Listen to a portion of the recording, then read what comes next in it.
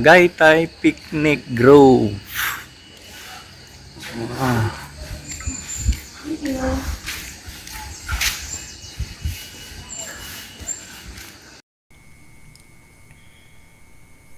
Mga katurista, ito yung pampitong araw namin sa aming Philippine Loop. So nandito kami sa Tagaytay at namasyal ng sandali dito sa Picnic Grove.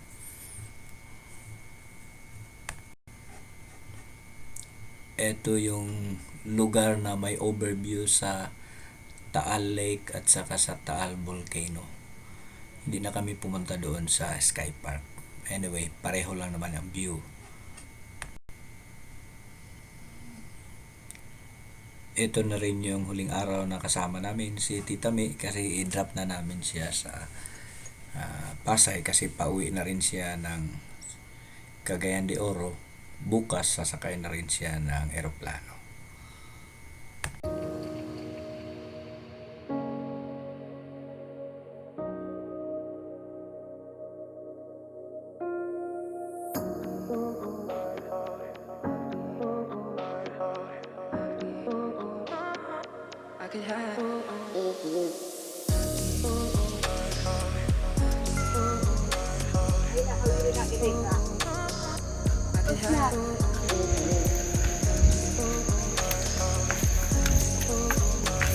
Halika picture ta diri.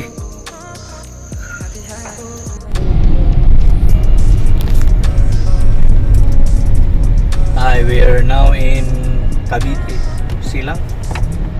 We're going to Dasmariñas. It's December 27. So we're passing through this highway. We'll go to UTS, Philippine Christian University.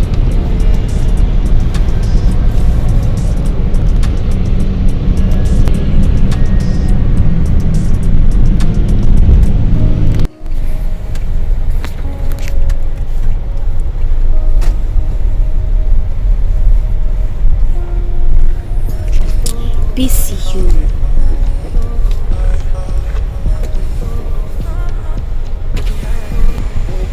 Dito ang live.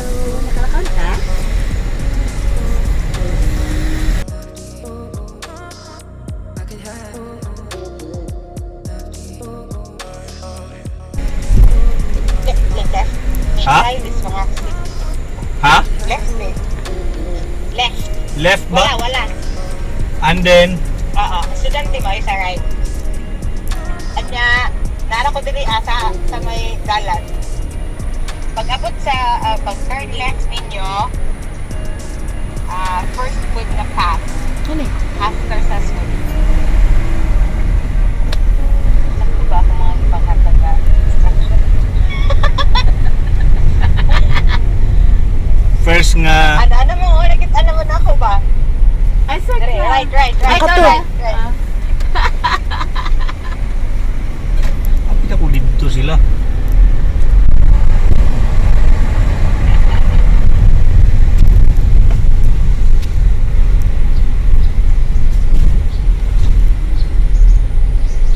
Merry Christmas! Merry Christmas, Pastor! Kamura? Mga bata ka. Wala siya? Ha?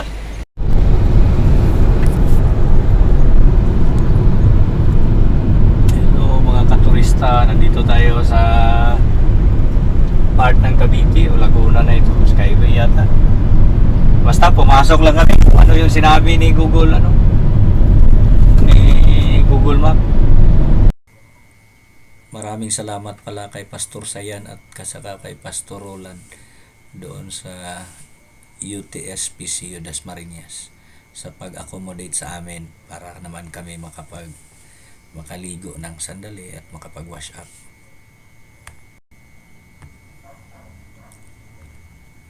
So, nandito pala tayo sa South Luzon Expressway.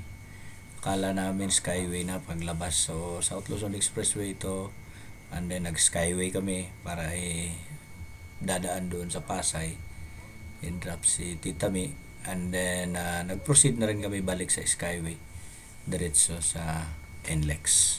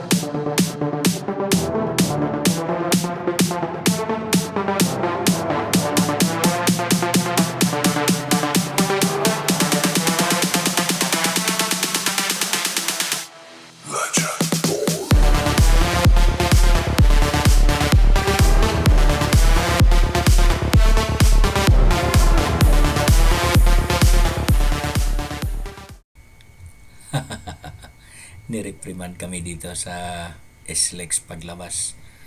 Kasi hindi namin alam kung saang lane kami dadaan. Dapat pala kung baguhan kayo, wala kayong RFID, sa rightmost lane dadaan. Kasi nandoon yung cash lane. No? So kumuha na rin kami ng RFID and then para makadiretso dire-diretso doon, lalo na sa Skyway. At pero sa NLEX ay hindi naman in-honor yung RFID. So at least sa right side na tayo pag palabas ng mga toll gate. We're in North Luzon Expressway. We're going to Subic, Olongapo. We are here in Pulilan, Bulacan. We are now in San Simon area. Pulilan yata.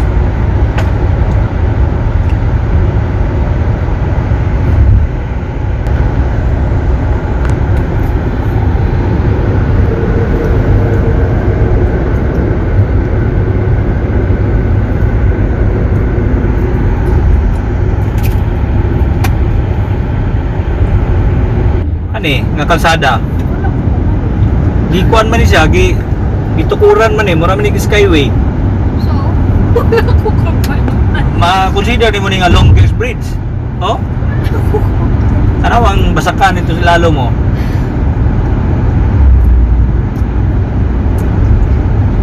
bridge yapon din lang without water down. Ambot gani. Baya to kuan mo. Ba?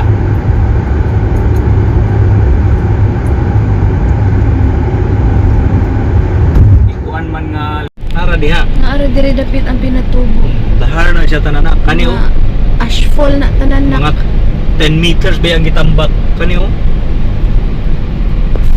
Wala ba ang kuan oh. Wala ka establishment ba? Oh.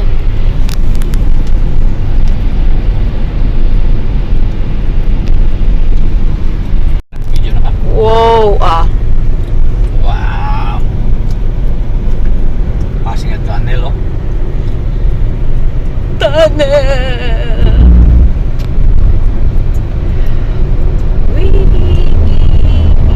Oh my God. Kangit-ngit. Late reaction. Karon pa ko na rin tayo sa Pinas. Nakauna ko. Uy. Ha? We're here in Subic. Olongapo.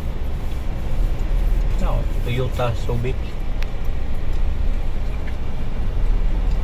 Oh, may pangalan. Now, Toyota Subic.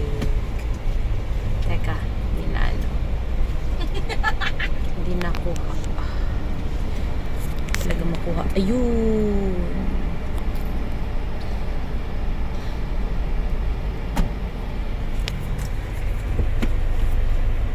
Ano yan? ingon ko sa inyo aning kalakiha mag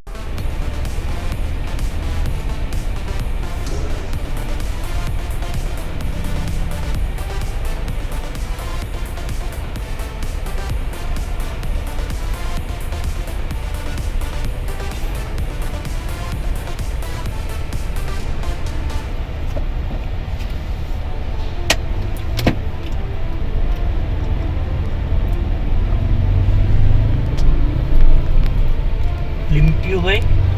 TCO, observe the city. Observe the city, LJ. It's very Olongapo clean. City. It's really clean. It's really clean. Ah, yan oh. Gateway Park. Kanang tao.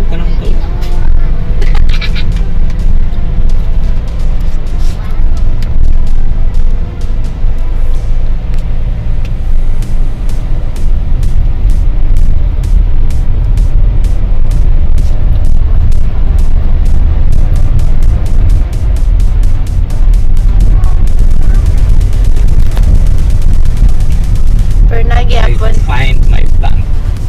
Where? Ah, there it is.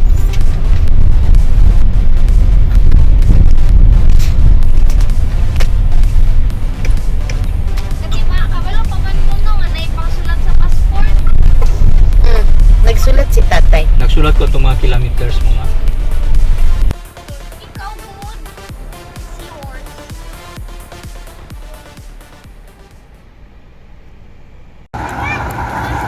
Ito yung Subic, oh.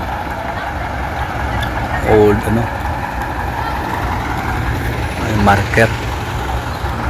Children of the Sun returning. And then meron silang pinakamalaking flag. Mas malaki pa sa Butuan City, ha.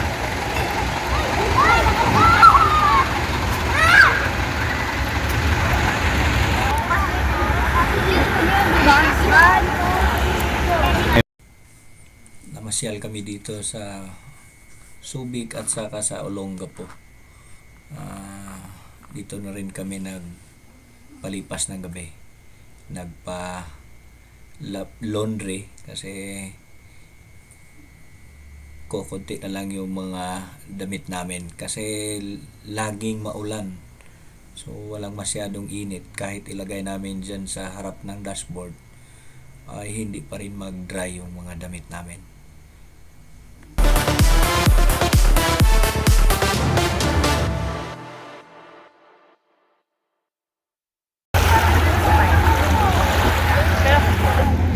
Ito yung marker ng mga yung no to US bases, renewal of the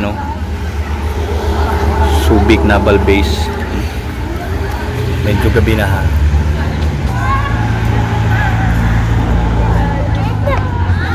Ito yung mga nag-oppose.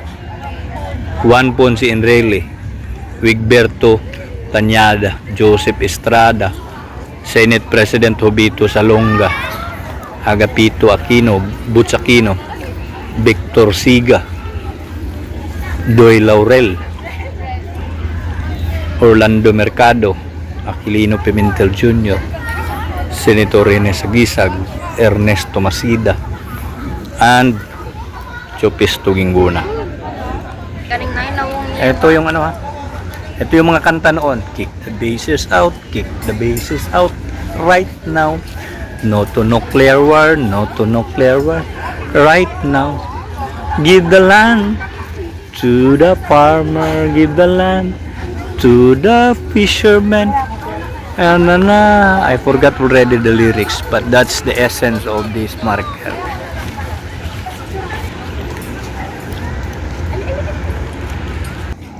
Dagkang kay historical landmark ang Subic ba? This is monument sa contribution ng mga Australian during World War II. Medyo madilim na. Hellships Memorial.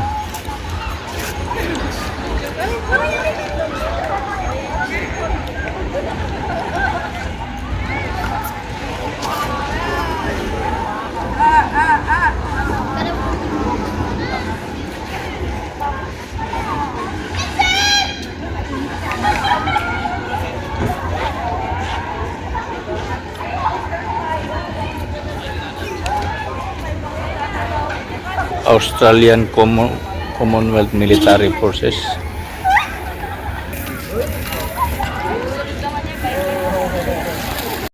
Rion.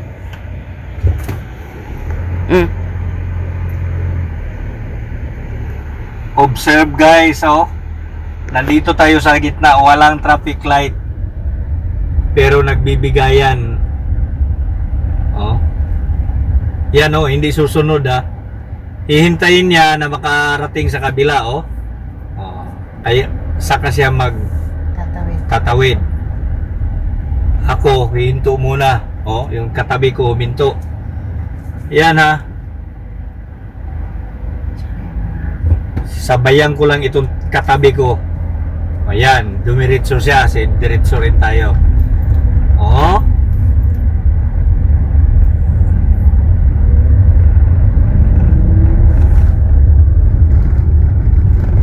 May mga traffic light na lahat ng lights pula. Hindi ko alam, hindi mo rin alam pag hindi ka taga rito kung kailan ka tatawid, pero alam nila kung kailan sila tatawid.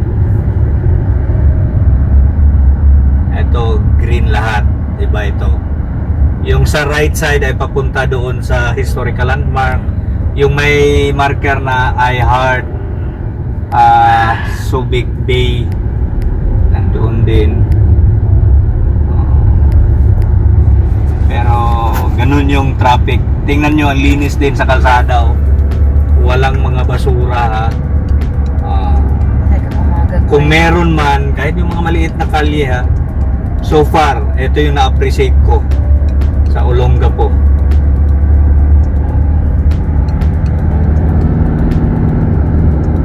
Wow. Ito, Wow. Grabe oh. ang ganda ng lights. Isa sa masasabi namin sa lugar na to ay talagang disiplinado ang taga Subic. Kahit sa side ng Olongapo. At at least sa biyahe naman namin, yung pangatlong araw na medyo masakit ang tiyan at saka sira yung tiyan ko, ay naka-recover na ako simula dito. So talagang maganda na yung health condition ko. Maraming salamat sa inyong panunood. Sana subaybayan nyo at abangan nyo ang susunod na kabanata ng aming biyahe sa pag-ikot sa buong Pilipinas. God bless everyone.